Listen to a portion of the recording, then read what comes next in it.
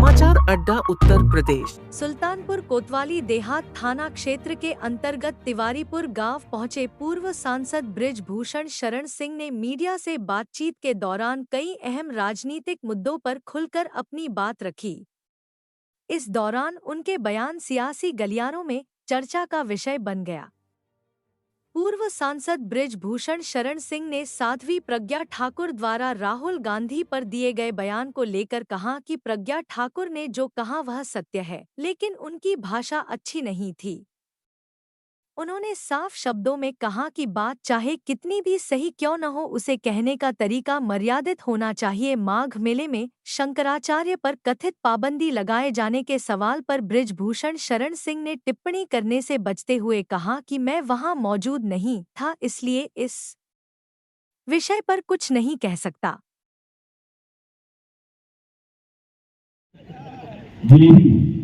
जो पाया वो खा लिया। अरे माता जी, ये झाड़ बेच रहे हैं ऐसा,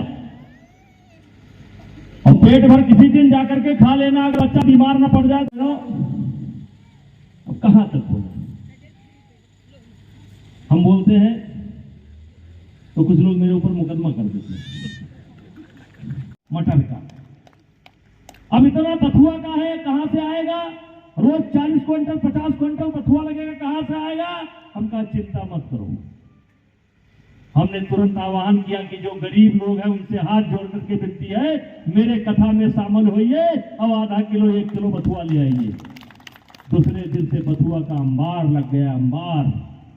और माताओं बहनों, ऐसा अंबार लगा बथुआ का, मटर का, आलू का, गोभी का, कि जब कथा समाप्त हो गई तो मैंने अपने लोगों से पूछा, प्रोफेसर साहब, मैंने पूछा, एक पढ़े लिखे लड़के से पूछा कि जितनी सब्जी जनता ने सहयोग किया है, ये खरीदना पड़ता तो कितने का होता? उसने कहा कम से कम 5 करोड़ की सब्जी गरीबों ने ला करके इस कथा में धकेल दिया। 5 करोड़। हमने पनीर नहीं बनवाया। पनीर आप खाएं, लेकिन जिसने अपना घर का बनाया, अगर 10 किलो 20 किलो 30 किलो 50 किलो है तो पनीर नहीं है, वो जा रहा है। इसलिए मेरे माताओं बहनों, गांव के लोगों, फ्री खाने की आदत ज्यादा हो गई है। फ्री के चक्कर में जहर मत खाया करिए। जो बनवा दे गपर गपर खाए रहो। कहां का समोसा, कहां का तेल, कहां का वो, जो देते वो खा लो। क्या कभी पूछा है आपने समोसा वाले से तेल कहां से आता है? ये कड़वा तेल है कि नहीं है? आज किसी अस्पताल में जगह नहीं, किसी अस्पताल में जगह नहीं। इतना कैंसर कभी नहीं होता था। एक रोज मैं गया, डॉक्टर से पूछा, भाई हमारे गोंडा उतरौला के रहने वाले थे, उस संस्थान के हेड थे लखनऊ में। मैंने उससे पूछा, डॉक्टर साहब इतना कैंसर तो पहले नहीं होता था, ये क्या हो गया, क्यों हो रहा है? कहीं एकदम गारंटी के साथ तो नहीं कह सकते, लेकिन इसमें नकली तेल का सबसे बड़ा हाथ है। उन्होंने कहा इसमें नकली तेल का बहुत बड़ा हाथ है। इसलिए मेरी माताओं बहनों, ज्यादा कुछ न कहते हुए मैं इशारा कर रहा हूं, केवल इशारा कर रहा हूं। पूरी कथा सुनाऊंगा तो ठाकुर ने कहा। देखिए, प्रज्ञा ठाकुर जी ने सत्य कहा, लेकिन भाषा थोड़ा अच्छी नहीं है। थोड़ा भाषा अच्छी होनी चाहिए थी। कहा तो सत्य है।